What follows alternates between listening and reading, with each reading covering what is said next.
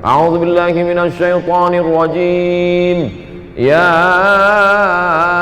ayyuhalladzina amanu, hai orang-orang yang percaya bahwa sesudah mati ini dia akan hidup lagi. Hai orang-orang yang percaya bahwa ada malaikat. Hai orang-orang yang percaya bahwa ruh itu nanti akan berjumpa lagi dengan jasad. Hai orang-orang yang percaya. Yang tak percaya tak dipanggil dalam ayat ini. Ya ayyuhalladzina amanu, hai orang-orang yang percaya bahwa Allah itu ada. Kalau kau rasakan bahwa dunia ini sempit, bahwa akhirat itu lapang, kalau kau sangka bahwa Allah itu tak ada, Tuhan itu tak ada ketika ujian datang, maka sesungguhnya dia maha ada. Ya ayyuhalladzina amanu, hai orang-orang yang percaya, ista'inu, minta tolonglah kepada Allah dengan dua cara. Pertama, bis-sabri, dengan sabar. Sabar itu artinya menahan. Makanya dalam hadis dikatakan laisa minna man darabal khudud wa syaqqal juyub. Siapa yang memukul-mukul pipi, menarik-narik rambut, bukan umat Nabi Muhammad SAW. Tak bisa dia tak bisa ditahannya tangannya. Maka siapa yang memukul-mukul pipi, menarik-narik rambut, maka bukan umat Nabi Muhammad SAW. Maka niyahah haram hukumnya. Meratap, lidah bisa ditahan, tangan bisa ditahan, tapi ada yang tak bisa ditahan, tetesan air mata. Maka ketika Ibrahim, anak Nabi dari Maria Al-Qibtiyah, meninggal dunia, menetes air mata Nabi. Sahabat bertanya, "Ama tarda ya Rasulullah? Apakah engkau tidak ridha dengan kematian ini ya Rasulullah?" Kata Rasul, "Aku ridha." Kalau memang ridha, kenapa menangis? Tetesan kasih sayang. Jadi menangis tak apa-apa. Menangis bukan tanda murka kepada Allah. Innallaha katabal maqadir. Allah sudah menetapkan takdir. 50 alfasanah, 50.000 tahun. Qabla an yakhluqas samawati wal ard. Sebelum Allah menciptakan langit dan bumi, Allah sudah memerintahkan qalam. Allah bersumpah demi qalam. Nun wal qalami wa ma yasturun. Allah suruh qalam menulis. Hai qalam, tulis takdir sejak alam terkembang sampai hari kiamat. Rufi'atil aqlam, pena sudah diangkat. Wajaffatis suhuf, lembaran sudah kering. Tak ada yang bisa menolak takdir Allah Subhanahu wa taala. Allahumma inni la as'aluka raddal qada, walakin as'aluka lutfa fih. Aku tak minta supaya kau tolak takdirku itu ya Allah. Aku cuma ingin kau berikan kelembutan pada takdir itu. Makanya ada satu amal yang lebih hebat daripada mati syahid, lebih hebat daripada jihad, lebih hebat daripada haji mabrur, lebih hebat daripada puasa sunat, lebih hebat daripada membangun masjid.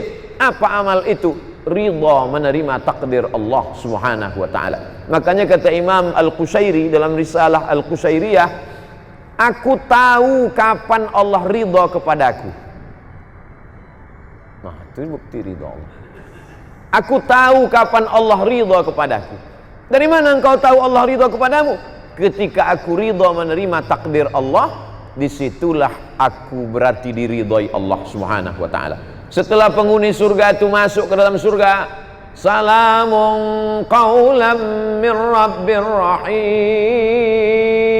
Apa kata Allah? Salamun alaikum. Masuk kamu ke dalam surga. Tibtum, kamu sudah berbuat baik. Fadkhuluha, masuk kamu ke dalamnya. Khalidin, kekal selamanya. Setelah mereka mendapatkan kenikmatan surga, jannatin tajri min tahtihal anhar, ada satu yang belum mereka dapatkan. Allah bertanya kepada penghuni surga, madza turidun? Kalian mau apa lagi penghuni surga? Penghuni surga menjawab, ada satu yang kami belum dapat ya Allah. Apa itu? Ridhaka. Orang yang mendapat surga belum tentu dapat ridha Allah, tapi orang yang dapat ridha Allah pasti dapat surga. Makanya di malam-malam Ramadan selalu kita minta, Allahumma inna nas'aluka ridhaka wal jannah wa na'udzubika min sakhatika wan nar. Wasta'inu ya ayyuhalladzina amanu ista'inu bis sabri. Yang pertama sabar. Yang kedua wassalah, salat. Berbanyak salat. Salat sunat tarawih sudah, salat witir sudah, nanti bangun malam sholat sunat wudu, habis itu sholat sunat taubat, habis itu sholat sunat tahajud, habis itu sholat sunat hajat, habis itu sholat sunat mutlak. Asal datang luka di hati, datang rindu, datang perih, datang sedih, maka ambil air wudu. Suatu ketika Sayyidina Abdullah bin Abbas sedang dalam perjalanan, tiba-tiba di belakang dia tengok ada orang penunggang kuda kencang mengejar. Lalu kemudian penunggang kuda itu berhenti tepat di depan dia dan berkata, "Wahai Abdullah bin Abbas, saudara kandungmu meninggal." Maka Abdullah bin Abbas saat itu turun dan langsung sholat sunat. Orang sehebat Sayyidina Abdullah bin Abbas yang didoakan Nabi, Allahumma faqihhu fid din wa 'allimhu ta'wil, yang saudara Nabi, ayahnya dengan Nabi, berkeluarga langsung berngalir darah mereka satu darah dengan Rasulullah SAW, tetap juga dia minta tolong dengan solat sunat. Dengan solat sunat itu kita sedang berserah diri kepada Allah. Inna solati wa nusuki wa mahyaya wa mamati lillah. Ya ayyuhalladzina amanu ista'inu bis sabri was salah, innallaha ma'as sabirin. Kalau kita sabar, ridha, Allah menurunkan kekuatan. Kekuatan ini bukan dari kita. La haula wala quwata illa billah. Banyak orang melarikan kegundahan hidupnya ke narkoba, ke minuman keras, ke perbuatan yang tak diridhoi Allah. Tidak ada jalan lain kecuali berserah diri kepada Allah, balikkan semuanya kepada Allah. At-tahiyatul mubarakatus salawatut thayyibatu lillah. Bukan punya kita. Kita pun nenek moyang kita mengajarkan langkah rezeki, pertemuan, maut, bukan punya kita. Kalau kita besarkan Allah dalam hati kita, maka terasa kecil dan hampa dunia ini. Tapi kalau kita besarkan dunia ini, maka kalau dia sudah menguasai hati kita, ketika dia hilang, maka hilanglah kita. Maka Allah Subhanahu wa ta'ala selalu mengajarkan kita, walitukabbirullah, besarkan Allah Subhanahu wa ta'ala. Kalau kau besarkan Allah, maka kecil makhluk ini di matamu. Kalau kau besarkan Allah, tapi kan mengomongnya aja yang enak tuh Pak Ustadz. Makanya kita disuruh mengucapkan afdalul dzikri fa'lam annahu la ilaha illallah. Apa makna la ilaha? La mahbuba bihaqqin illallah. Tidak ada yang sebenar-benar dicinta kecuali Allah Subhanahu wa taala. Makanya Nabi Muhammad sallallahu alaihi wasallam itu dilepas Allah semua yang dia sayangi itu dari dalam hatinya. Yang disayangi ayah, meninggal ayahnya 2 bulan dalam kandungan. Walamma tamma min hamlihi syahrani ala ashhuril aqwalil marwiyah tufiya bil madinatil munawwarati abuhu Abdullah. Lepas ayahnya, ibu tinggal, maka dicabut Allah juga sayang ibu itu dalam hatinya, meninggal Aminah. Siapa lagi? Paman Datuk Abdul Muttalib. Abdul Muttalib itu juga dilepaskan. Siapa lagi? Abu Talib. Di saat dia ditekan, orang segan mengganggu dia karena Abu Talib, Abu Talib itu juga dilepaskan Allah dari dirinya. Begitu juga dengan Sayyidatuna Ummul Mukminin Khadijah. Khadijah pun lepas juga. Anak perempuan Zainab, Ummu Kulsum, Ruqayyah, Fatimah, 3 anaknya itu juga ditarik Allah Subhanahu wa taala. Anak laki-lakinya Al-Qasim, Abdullah, Ibrahim juga, sampai akhirnya tak ada tempat dia bergantung kecuali hanya Allah Subhanahu wa taala. Maka idza dhaqat 'alaika dunya, kalau sempit terasa dunia, satu-satunya yang bisa kita hembuskan napas panjang, tarik napas panjang dan katakan Allah. Tak ada lain daripada itu. Idza dhaqat 'alaika dunya, kalau terasa sempit dunia ini, tak ada yang bisa melapangkannya kecuali Allah, dengan cara mendekatkan diri kepada Allah Subhanahu wa taala. Orang selevel Umar bin Khattab pun begitu dapat berita bahwa Nabi meninggal, apa yang dia lakukan? Dia cabut pedangnya. Siapa yang mengatakan Muhammad meninggal, ku pancung kepalanya, kata Umar bin Khattab. Lalu kemudian datang Sayyidina Abu Bakar Siddiq, wa ma Muhammadun illa rasul. Muhammad SAW bukan Tuhan, dia hanya seorang Rasul. Qad khalat min qablihi rusul. Rasul-rasul sebelum dia meninggal Ibrahim meninggal, Musa meninggal. Afa immata, kalau dia meninggal, au qutila, atau dia dibunuh orang, inqalabtum ala aqabikum, apakah kau akan kembali kepada keyakinanmu yang lama? Mendengar ayat itu dibacakan, jatuh pedang dari tangan Sayyidina Umar ibnul Khattab. Orang yang imannya selevel Umar, yang tak berani digoda setan, tak berani menggodanya pun hilang ayat itu ketika orang terkasih tercinta itu datang, dicabut Allah Subhanahu wa taala. Allah berjanji, "Falyabudu rabb hadzal bait." Kalau kau banyak-banyak beribadah, dua janji Allah. At'amahum min ju', kalau kau lapar dikenyangkan Allah. Masalah lapar kita udah selesai dah. Yang kedua, wa amanahum min khauf. Kalau kau takut, kalau kau cemas, kalau kau galau, maka insya Allah dihilangkannya ketakutanmu. Allah minta satu, dikasihnya dua. Allah memang selalu begitu. Allah cuma minta satu saja. Falyabudu rabb hadzal bait. Kau hambakan dirimu hanya kepada Allah, kau beribadah hanya kepada Allah, maka kalau kau lakukan itu dikasih Allah dua, zahir batin. Apa zahirnya? At'amahum min ju'. Apa batinnya? Wa amanahum min khauf. Penyakit yang diderita orang modern adalah takut sama sedih. Makanya orang yang masuk surga itu digambarkan Allah sifatnya, ala inna awliya Allah la khaufun alaihim walahum yahzanun. Tak ada rasa takut dalam hatinya, tak ada rasa sedih. Apa beda takut dengan sedih? Takut menghadapi masa depan. Apa beda takut dengan sedih? Sedih terhadap masa lalu, sedih terhadap kenangan yang begitu panjang, sedih terhadap kasih sayang yang begitu dilupakan. Takut bagaimana melangkah ke masa depan. Takut dan sedih itu dicabut Allah dari hati orang-orang yang berserah diri kepada Dia. Itulah gunanya kita berserah. Kita tempelkan kening ke lantai, yang tinggi dan mulia hanya Dia. Kita katakan subhana rabbiyal a'la wa bihamdi. Aku tak ada apa-apanya. Kita duduk bersimpuh dan berkata, laporan kita kepada Dia. Rabbighfirli warhamni wajburni warfa'ni warzuqni wahdini wa'afini wa'fu anni.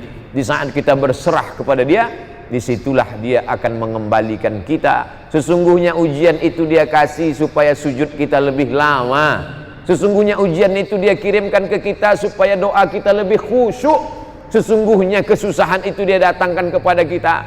Ada seorang hamba sempat khilaf dan lupa kepada Allah, tapi Allah sayang kepada dia, dikirimkannya 1, 2, 3 ujian sehingga balik hamba itu mendekat kepada Allah. Andai tidak lupa, tidak lalai kepada Allah, sesungguhnya di balik ujian itu Allah ingin mengangkat derajat.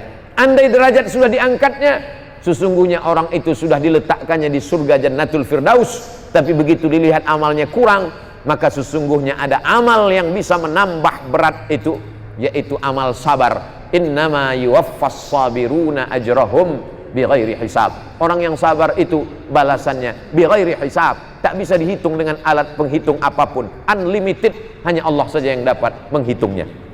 Kita lanjutkan ayatnya.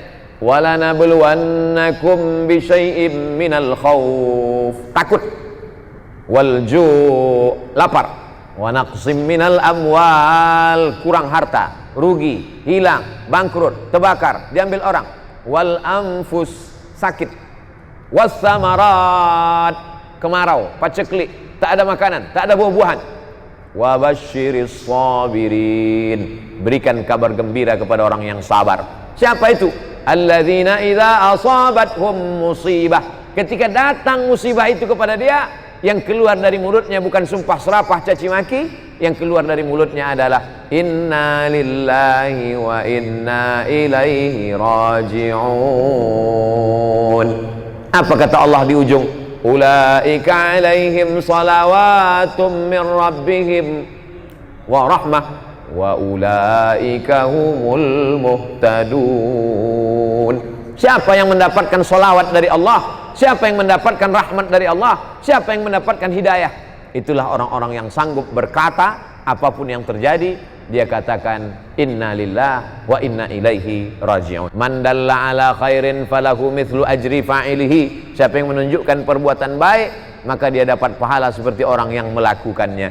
Bedanya kalau anak kandung dengan orang lain, anak kandung melakukan baca Quran, otomatis sampai. Anak kandung berkurban, otomatis sampai. Tapi kalau orang lain macam kami, yang tak ada hubungan nasab, hubungan darah, maka tadi dibimbing, Allahumma awsil thawaba ma qara'nahu wa ma sabbahnahu wa ma kabbarnahu wa ma halalnahu wa ma qara'nahu min ba'di suratil Baqarah wa surat Yasin wa suratil Ikhlas wal Fatihah wal Mu'awwidhataini, dibacakan oleh para habaib kita. Maka sampaikanlah kepada almarhum almarhumah, begitulah hubungan kita tak pernah putus, karena sesungguhnya kita tak pernah mati. Berawal kita dari alam roh, hidup, pindah ke alam rahim, hidup, masuk ke alam dunia, hidup, pindah ke alam kubur, alam barzah, hidup, bangkit nanti di alam akhirat, hidup. Kita tak pernah mati.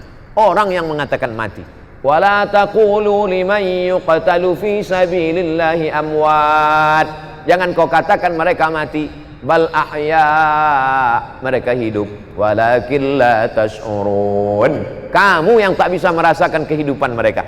Makanya para habaib, para wali Allah, bisa mereka dengan koneksi yang sama, dengan level yang sama, bisa mereka melihat itu. Orang-orang yang mati bisa berhubungan dengan mereka. Kenapa? Karena sesungguhnya kita hanya berbeda alam saja, tapi Allah Subhanahu wa ta'ala menutupkan dengan hijab dosa-dosa kita. Walaupun demikian kita tetap berkirim bacaan Quran, pahala. Jangan pernah lupa, ada satu dosa yang dibalas Allah di dunia dan di akhirat tetap dapat. Jangan heran kita kalau ada orang pecandu narkoba di dunia hidupnya tenang. Jangan heran kita kalau lihat ada orang pemabuk, pezina di hidupnya di dunia tenang. Tapi ada satu dosa di dunia dapat, di akhirat dapat. Apa itu? Durhaka kepada orang tua. Maka orang yang melawan orang tua, di dunia dia tak akan pernah mencium kebahagiaan. Di akhirat nanti. Jadi kalau ada orang durhaka di dunia susah Pak Ustadz, ya, di akhirat nanti dapat lagi. Betul. Kenapa sudah di dunia dapat, di akhirat dapat lagi? Di dunia itu baru DP-nya aja. Nanti di akhirat barulah dia dapat lengkap fullnya. Maka kalau mau hidup bahagia, berbaktilah kepada orang tua, supaya kita jangan sampai menjadi orang yang melakukan ala adullukum ala akbaril kabair. Maukah kamu kutunjukkan dosa terbesar di antara yang besar? Apa itu ya Rasulullah? Al-isyraku billah, syirik. Insya Allah kita tak syirik lagi. Yang kita khawatir yang kedua ini, uququl walidain, durhaka kepada orang tua. Orang yang banyak ibadahnya, banyak solatnya, banyak zikirnya, maka na'udzubillah la yadkhulul jannah, tak masuk surga. Qati'ur rahim, orang yang memutus tali silaturahim. Hidup ini singkat, macam berjalan panjang, karena panas terik bernaung di bawah kayu yang rindang, sementara matahari redup teduh. Setelah teduh perjalanan pun dilanjutkan. Sallu salatal muwaddi', salatlah engkau seakan-akan salat terakhir, puasalah seakan-akan puasa terakhir, bersilaturahimlah seakan-akan silaturahim terakhir. Itu membangkitkan kita terus bersemangat. Mengingat mati bukan kita kehilangan etos kerja. Mengingat mati bukan berarti berputus asa. Dengan mengingat mati justru kita makin semangat untuk beramal soleh.